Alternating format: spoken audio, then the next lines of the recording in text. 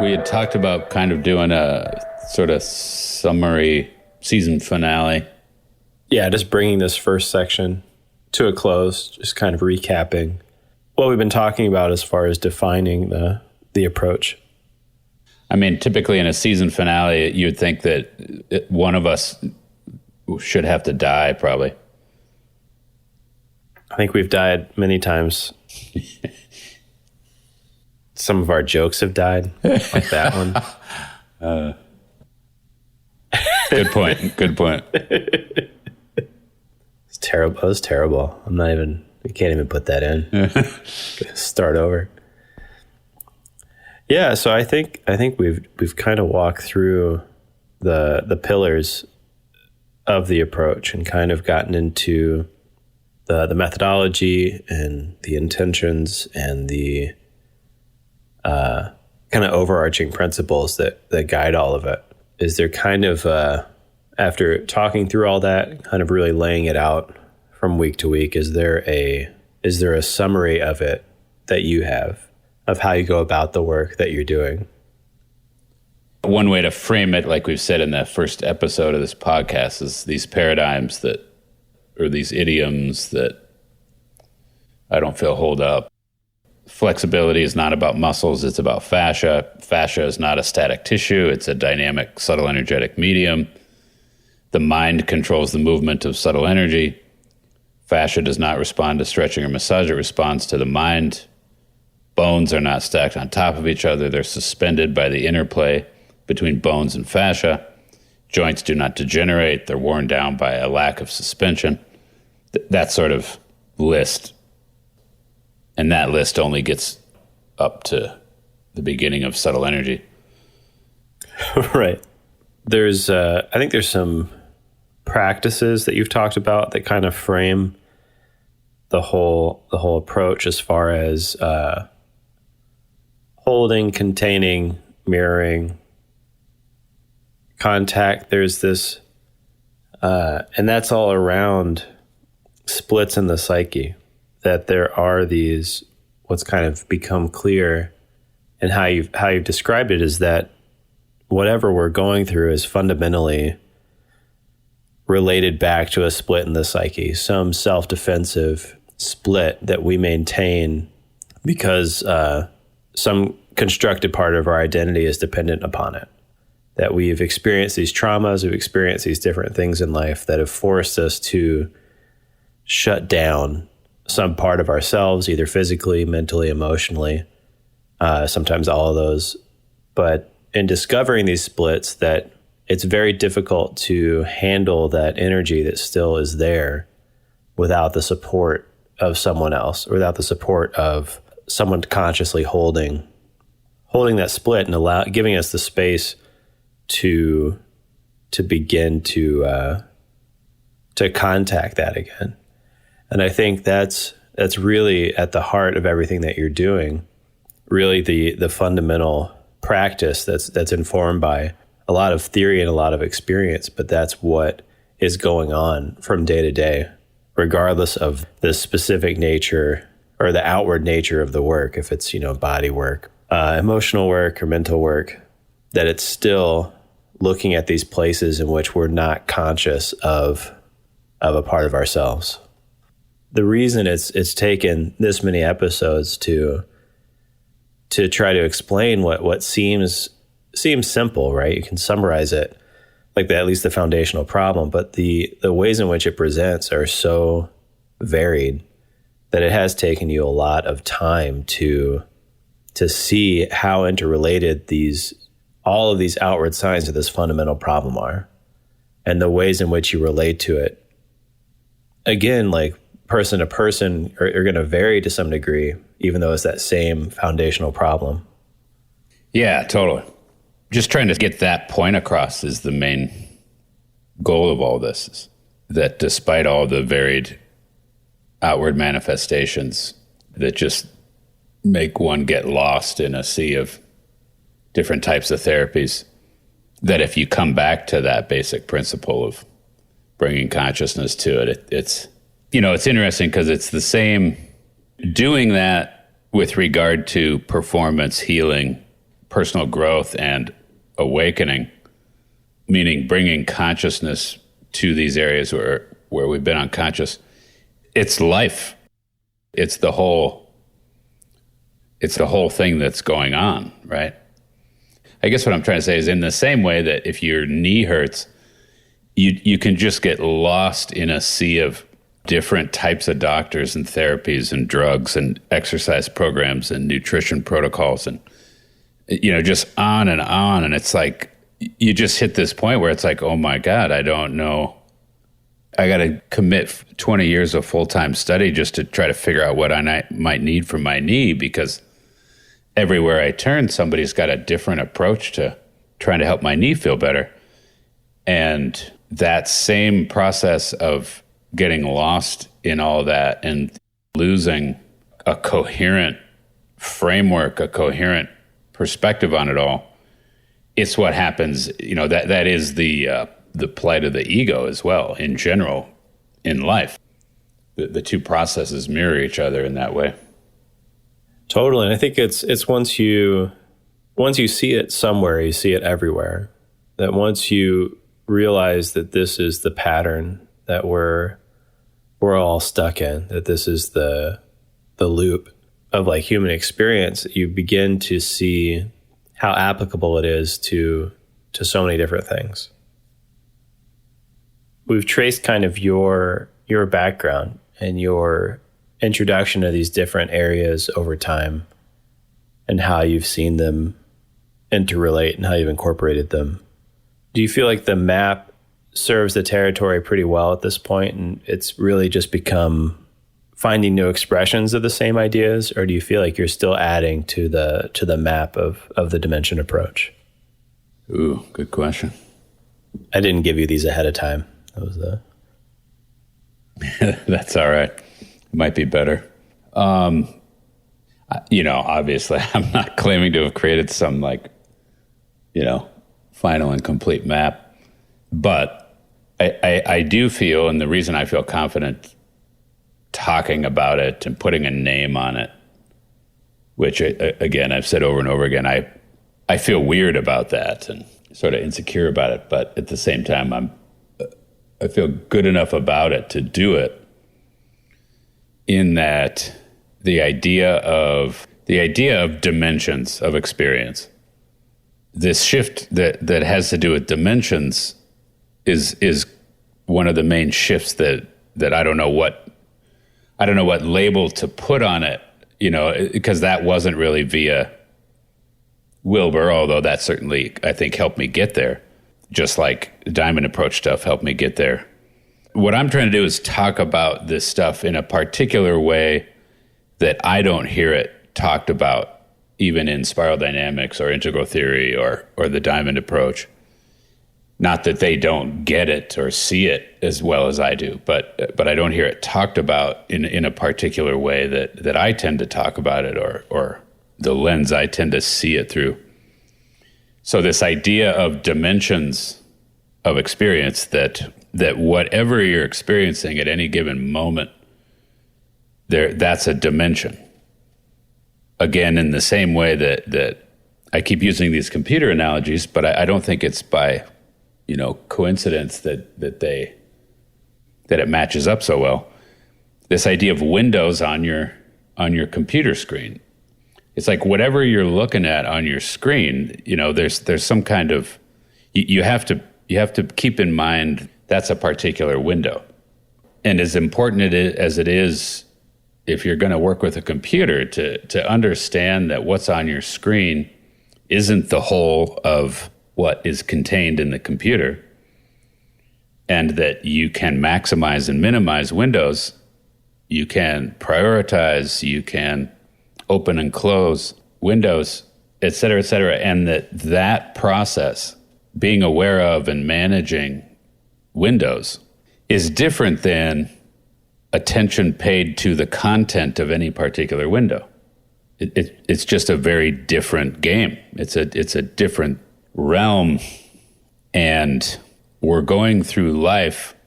The primary mode, if you will, that we're experiencing through is our mind screen.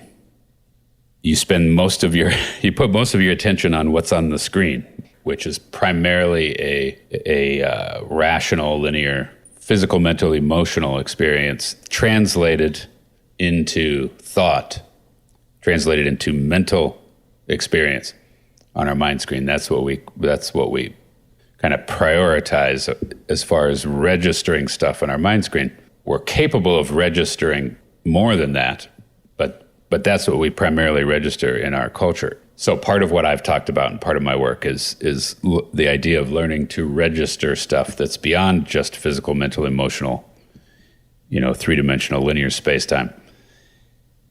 So there's that, but a different topic is this idea of dimensions, which again, I'm making the analogy to Windows, that at any given moment, if you whatever you're paying attention to and experiencing, you're doing that via a sensory apparatus or an organ of experience in your mind, in your body, in your field. And there's always some kind of context to what you're experiencing. And consciously paying attention to what is that context is huge.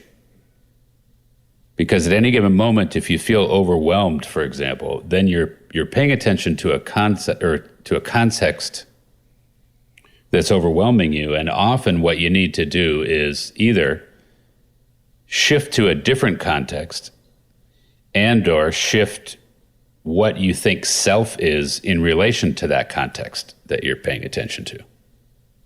And that little statement, there's a lot to it. This idea of orienting, anchoring, and identifying how we're orienting our attention, what we're anchoring it onto, meaning what context, and what we think self is in relation to all that, determines our experience. It determines how freaked out we are, how comfortable we are, how powerful we are, how weak, how big, how small. And so the vast majority of human life, as I see it, is this back and forth, constantly fluctuating game of orienting our attention in a certain way and then experiencing via that, and just taking this ride. And I think it's a huge evolutionary shift for humans, potentially, to start taking conscious control of that. And my sense is it's the next big shift. That idea that at a certain point there was just the physical consciousness running around being a body, and then there was being aware of a body, but as emotions. And then there was a shift to where there's becoming aware of emotions instead of as them. And then the next big shift was starting to become aware of thought instead of just as thought or from thought. And so, of course, philosophy, psychology, things like that are about thinking about thought, right? About what goes on in the mind. And obviously being aware of subtle energy, being aware of the imaginal realm, being aware of archetypes. I mean, we can make this model as complex as we want. But what I'm saying is this shift where we start to recognize dimensionally, what are we paying attention to?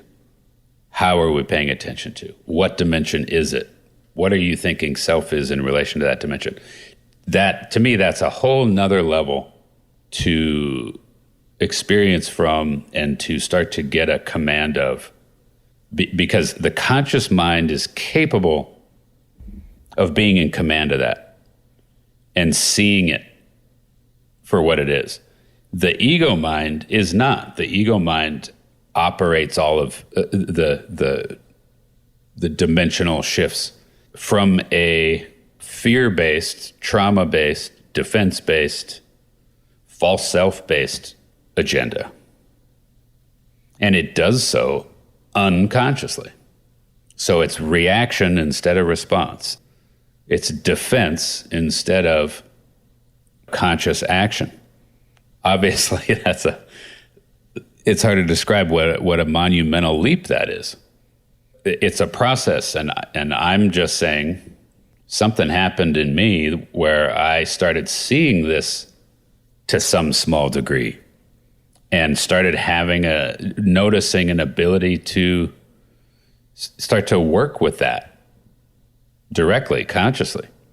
Instead of just finding myself in this state or that, instead of just finding myself orienting to this dimension or that dimension, instead of just finding myself feeling like a badass one moment and a piece of shit the next, started noticing, wait a minute, why am I feeling like this right now? Why am I feeling like that right now? What's going on? It's like, oh, it's all symptomatic of how am I orienting my attention? And, oh, these chronic problems, whether physical, emotional, mental, or spiritual, are symptoms of chronic patterns in how one orients their attention. And so, again, the way I just said it feels a little different than how I tend to hear it. Again, it doesn't feel in contrast to other models that I am real fond of and have been influenced by, but there's something a little different as far as the way the model that I'm presenting is put forward. And so as far as the question of does the map feel kind of somewhat complete, I think it at least feels kind of coherent enough to where it's okay, there's these dimensions of experience, and at the root of it is a person's either conscious or unconscious in a certain dimension. And of course, it's not a black and white thing. There's degrees of being conscious or not in a particular dimension. And we get stuck. We have these patterns, like I said, of being stuck, fixated on this dimension, dissociated from that dimension, ego identified with this dimension over here, maximizing this dimension over here on our screen so much that we think it's the desktop. And this idea of, okay, let's say there's truth to what I've been presenting over the last 5 minutes. How does one become conscious and start to take control of the management of opening and closing windows on their mind screen? How does one take conscious control of managing multidimensional awareness, which we all have and are experiencing all the time? How does one do it? Well, like I was saying, we're stuck in these various dimensions and we're stuck being unconscious. We're trapped in it, right? We're split, we're dissociated, and that's the cause of it. Okay, well then how do you heal the split? How do you undo the dissociation? How do you get to where you have control? Well, you have to be conscious. So you have to heal the split between consciousness and unconsciousness. Okay, great. If you get that far, how do you do that? How does one do that? That's where I'm saying the dimension approach methodology comes in. And I just have to say it again. It's not some new weird technique. It's what we're all either doing or not doing, moment to moment.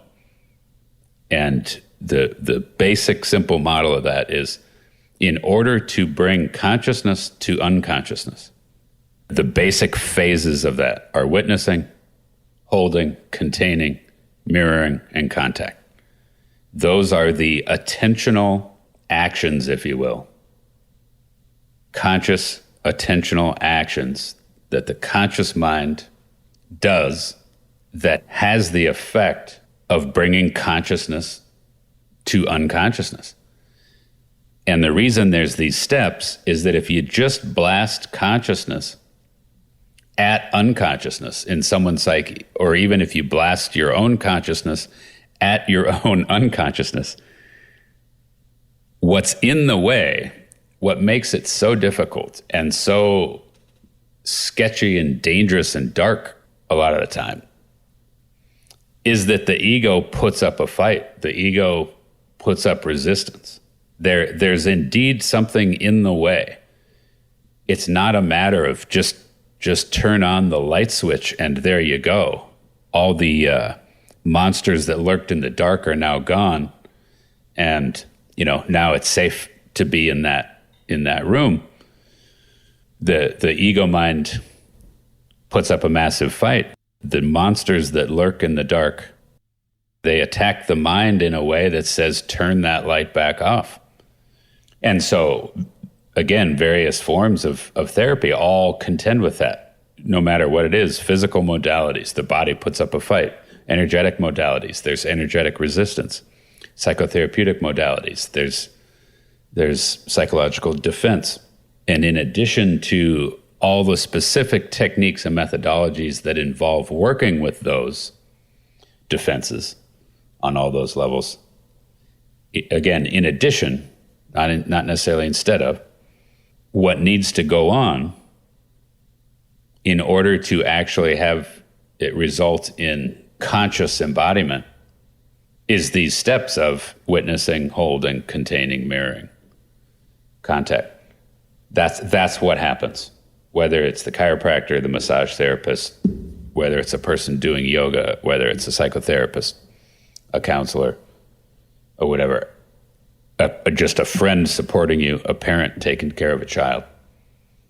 It's that. It's does it result in consciousness now coming to what was previously an unconscious pattern, an unconscious territory in the person's psyche. And so, to me, it's been several years now where that basic idea of that kind of methodology that seems to be involved on all these levels has held true enough to where it's like, okay, I think I'm going to kind of try to put some labels to that and start to explain it that way and teach it to others and see what others have to say about it. And overall, that's been a positive experience where people have found it a useful model. I think that was a really good summary. I think there were a lot of really good points you've expressed before kind of lined up together. And just the structure of what you were saying was very coherent. Cool. I think the developmental aspect of those steps you're talking about, that these places we're stuck need to be heard and understood from the place at which they're stuck. That there is a language and an energy to the stuckness, depending on what it is, where it is, that needs that conscious awareness brought to it, or that, is stuck in the dark, that without this kind of developmental framework, I think it's easy to stay stuck. You kind of framed up how, children need different things at different times. Our parts of ourself need different things at different times. And if you're not aware of those lines of development within a person, you're going to miss the opportunity to help them, consciously embody, like you're saying. I thought that was just a really good point. I think the experience of change is so profound that is, you can't really shake that. Like if something shifts that you didn't think could, like that's a very permanent feeling you're going to have. But you're going to have your own way of describing it and your own way of understanding what was there before and what's there now. There's those paradigms about fascia, about tensegrity, about subtle energy, about the mind. There's those paradigms. Those paradigms are different than the dimension approach methodology. The dimension approach methodology is different than the model of dimensions of experience, right? So it's kind of like the model is dimensions of experience. The dimension approach is a methodology around consciously managing dimensions of experience, understanding these structures in a more, and I want to say more complex, but it's not always more complex. It's often a simplification. But understanding these certain structural models, again, goes with being able to look in a certain way, which is dependent on being able to look with a certain lens.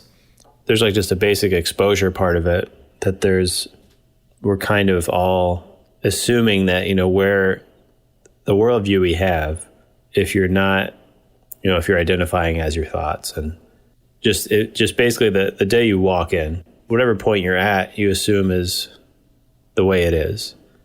So there's the model of experience that is the way things are.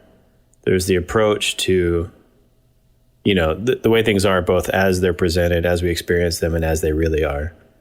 The approach to getting to the point of seeing things as they are. And then once you see that, the paradigms, like you're saying, make sense. But there's an element of exposure to it that hopefully this work we're doing is helping with that, is helping just have that initial exposure to these three things you're talking about.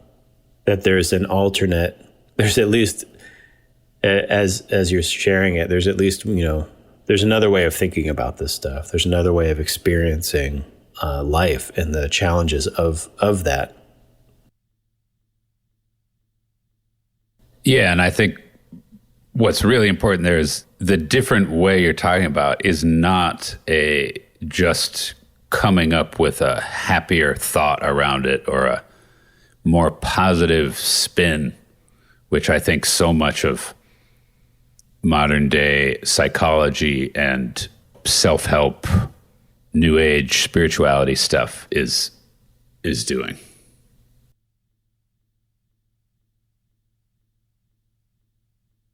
The basic shift that happens that makes one start to care at all about consciousness work, that makes one become interested in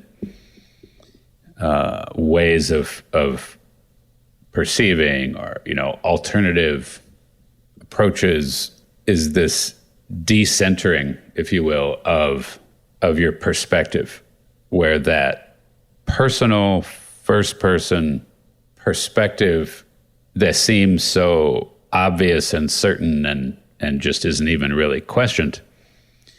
It's when that gets decentered, when one finds their attention. It seems like what happens is one finds their attention orienting elsewhere, and then feels freaked out or destabilized or.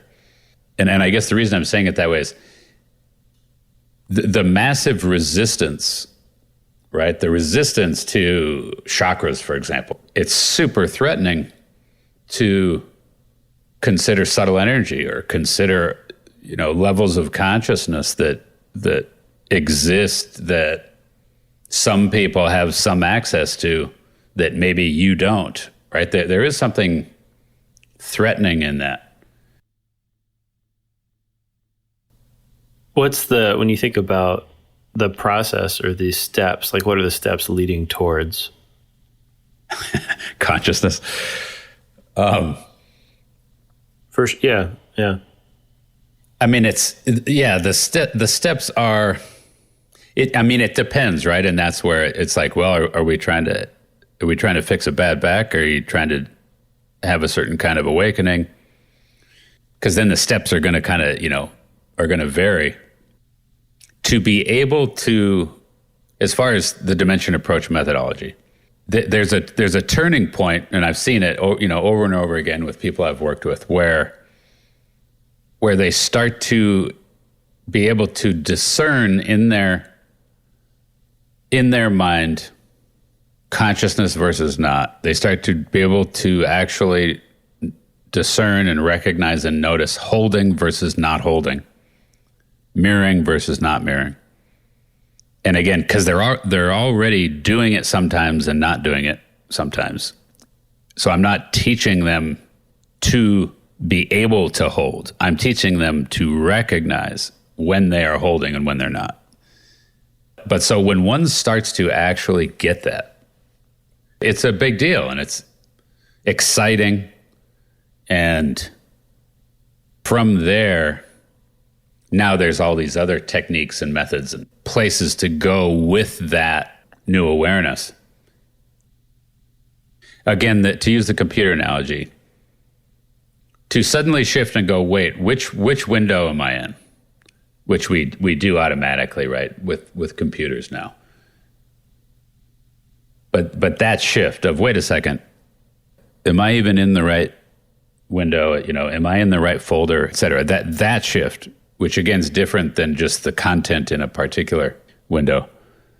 If I say, okay, just do that right now with regard to your mind, instead of what's the content that you're experiencing, shift to how are you orienting your attention? What dimension are you looking at, right? What's the context? It's a weird thing. It's like, well, that suddenly becomes more of a contemplative, meditative, non-localized, awareness exercise. And if nothing else, to just notice that experience. If you can do it at all, you suddenly find yourself experiencing in a different way. And typically the first person ego doesn't like it, right? There's suddenly an experience of being more, the ego kind of feels under scrutiny. It can be a very quick trip to self-consciousness, meaning insecure ego experience, versus, expanded awareness and a deeper sense of consciousness and connection to the universe. It's that funny thing where to actually be aware of self can either be the, Adam and Eve eating the apple and becoming ashamed. And it's like, but that's the same kind of road towards enlightenment and healing. It's the same road, it's the same direction. It's there has to be this looking back at oneself. So again, to initially do it, to decenter your attention, so to speak, and to become aware, for example, in a non-localized way. Like that's often a first step. It's like, what does it mean to be orienting your attention non-locally? And if you can get a sense of what that means and what that experience is like, again, that can either feel freeing and kind of cool and expansive and or a panic. Or a panic, right. Or freeing and then a panic, like you were saying, that there's you can shift into that, and then the immediate reaction is to latch, shift out of it. Yeah. And clamp down. But that's like step one. It's generally speaking, it's like step one is go into a non-locally oriented awareness and see what happens. It's kind of like you got to do that enough, again, to where that first person ego, personal perspective is at least, sort of brought into enough question to where you feel like there might be some validity to not just simply absolutely orienting from it 24/7. And it's validating the times that you have not been, validating the challenges to that first person experience that you thought was the norm. That if you get outside of that local orientation, then you begin to see the other times that you've experienced that, and that they're more than just a disruption. Yeah, it's that identity has to shift, right? If you get a glimpse of, wait a minute, this first person personal perspective where deep down, whether you admitted it very much or not, you're totally overwhelmed. You're totally confused. You're totally outmatched. You're desperate. You're terrified. You feel that deep down you're bad, and you're sure there's absolutely no hope. But that's all pretty hard to admit. So we have defense, thank God. But to the extent that we are not successfully defending against that, then you have all these so-called mental emotional pathologies and maladies, right? But I think to your point, that when you start to get a glimpse of, wait a second, that self, that identity, that ego that is so desperate and hopeless and scared and dark isn't me, which is, again, sounds so cliche. But it's like when you actually get a little taste of, wait a second, like I don't have to make a go of life just from there. That's not my one and only player in this game. It's just like, oh my God, the liberation is literally life-saving for a lot of people. You know, there's a lot of different causes of suicide, but one common cause of suicide is to have one's attention be stuck from that personal perspective and then be seeing the truth of the ego's situation, meaning the true hopelessness of it, and therefore killing themselves. So it can be life-saving to come off of that perspective enough to where identity is tasted beyond it. If you want to learn more about the Dimension Approach, please visit dimensionapproach.com.